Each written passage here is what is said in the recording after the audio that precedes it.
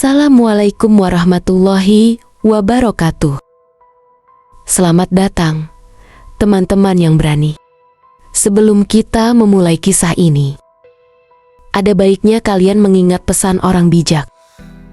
Hati-hati dengan apa yang kamu percayai, karena terkadang hal yang tidak tampak justru lebih nyata daripada yang terlihat. Kisah ini bermula dari sebuah desa kecil di Temanggung, tempat di mana legenda gelap dan misteri tak pernah benar-benar hilang. Dalam malam yang sunyi, ada sesuatu yang bergerak di udara. Sesuatu yang menakutkan dan tak bisa dijelaskan.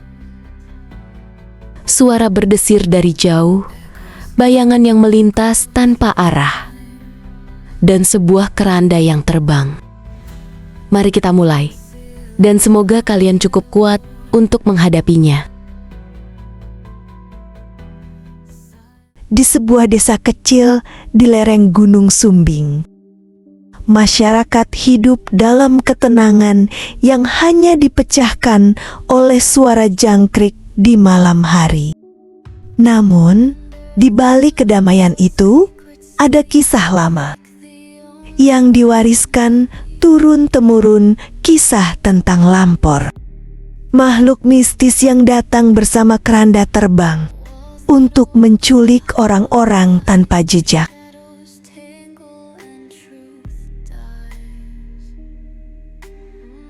Malam itu, langit gelap tanpa bintang. Angin berembus kencang, membawa bisikan yang terdengar seperti ratapan. Dalam sebuah rumah di pinggir desa, seorang pria bernama Rahmat duduk gelisah. Ia baru saja kembali ke desa setelah bertahun-tahun merantau di kota. Dan kini mendengar desas-desus tentang orang-orang yang menghilang secara misterius. Jangan keluar setelah maghrib. Peringatan itu terus terngiang di kepalanya. Ibunya, seorang wanita tua yang masih memegang teguh kepercayaan leluhur, berulang kali mengingatkannya. Tapi Rahmat tidak percaya pada tahayul. Malam itu, ia memutuskan untuk keluar, menantang ketakutan yang dianggapnya hanya mitos. Langkah kakinya menyusuri jalan setapak yang sepi. Di kejauhan, bayangan samar keranda kayu terlihat melayang di atas tanah, diselimuti kabut tipis. Jantung Rahmat berdegup kencang. Suara sayup-sayup terdengar, seperti suara banyak orang yang menangis dan berbisik dalam bahasa yang tak ia mengerti. Tiba-tiba, tubuhnya terasa berat dan udara di sekelilingnya menjadi dingin. Dari balik kabut, sesosok makhluk tinggi berjubah hitam muncul. Wajahnya tersembunyi di balik kain yang berkibar. Rahmat ingin berteriak, tetapi suaranya lenyap. Di desa, suara lonceng tua berdentang sendiri, menandakan ada yang hilang lagi. Orang-orang mengunci pintu, membaca doa-doa perlindungan, dan berharap mereka tidak menjadi korban berikutnya. Keesokan harinya, Rahmat tidak pernah kembali. Ibunya hanya menemukan jejak kakinya yang terhenti di tengah jalan. Di tempat yang hanya ada tanah kosong dan bau kemenyan yang menyengat. Tak ada tanda-tanda perlawanan, tak ada jejak pertarungan. Hanya kehampaan yang mencekam.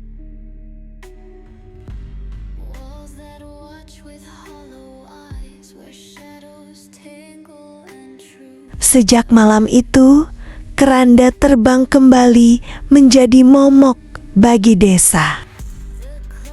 Orang-orang mulai ketakutan keluar rumah saat senja tiba. Seorang pemuda bernama Arif, sahabat lama Rahmat, merasa ada yang tidak beres. Bersama beberapa pemuda desa lainnya, ia mulai menyelidiki kejadian tersebut. Kita tidak bisa terus-terusan hidup dalam ketakutan, ujar Arif kepada teman-temannya. Harus ada penjelasan di balik ini semua. Namun, semakin mereka mencari jawaban, semakin banyak hal aneh terjadi. Salah satu dari mereka, Budi, mulai mengalami mimpi buruk yang sama setiap malam. Dalam mimpinya, ia melihat sosok Rahmat berdiri di tengah kabut. Dengan mata kosong dan tangan terentang, seolah meminta pertolongan.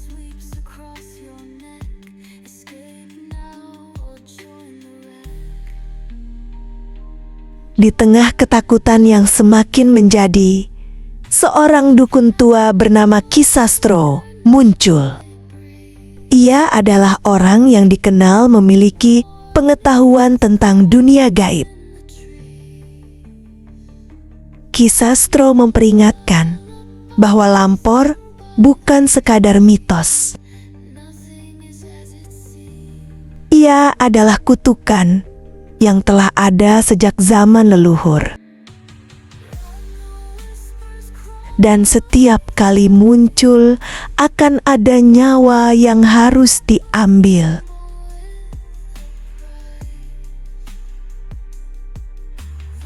Ki Sastro mengusulkan sebuah ritual pemanggilan arwah untuk mencari tahu nasib Rahmat. Namun, ritual ini berbahaya.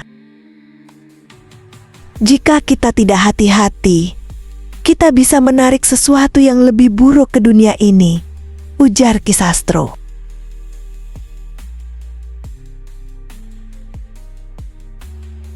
Malam ritual tiba. Ki Sastro bersama beberapa orang desa berkumpul di tanah lapang di mana Rahmat terakhir terlihat. Kemenyan dibakar, doa-doa kuno dilantunkan. Udara malam tiba-tiba menjadi pekat dan kabut mulai menyelimuti desa. Dari kejauhan, suara-suara sayup terdengar semakin jelas ratapan, bisikan, dan tawa samar yang menusuk jiwa. Tiba-tiba, suara dentang lonceng terdengar lagi, meski tak ada yang menyentuhnya. Ki Sastro gemetar, matanya membelalak saat melihat sosok Rahmat berdiri di tengah kabut. Wajahnya pucat dan matanya kosong. Rahmat, jika kau masih hidup, beri tanda, teriak Ki Sastro. Namun, bukannya menjawab, Rahmat tersenyum miring. Dari balik punggungnya, dua tangan kurus dan hitam mencengkeram bahunya, menariknya kembali ke dalam kabut. Orang-orang berteriak, beberapa melarikan diri, sementara Ki Sastro berusaha membaca mantra terakhir. Seketika, kabut menghilang, hanya kesunyian yang tersisa. Rahmat lenyap, dan bersama dengannya, suara Lampor menghilang dari desa. Namun, mereka tahu ini bukanlah akhir. Suatu saat, di malam yang sunyi, keranda terbang akan kembali mencari mangsa. Dan mereka yang mendengar bisikan itu tahu bahwa giliran mereka akan segera tiba. Beberapa bulan berlalu, dan desa kembali tenteram. Namun, suatu malam, seorang anak kecil bernama Jumadi terbangun oleh suara bisikan. Ia melihat keluar jendela dan melihat sesuatu yang melayang di antara pepohonan. Sebuah keranda perlahan melayang, diiringi bayangan hitam yang berdiri di sampingnya.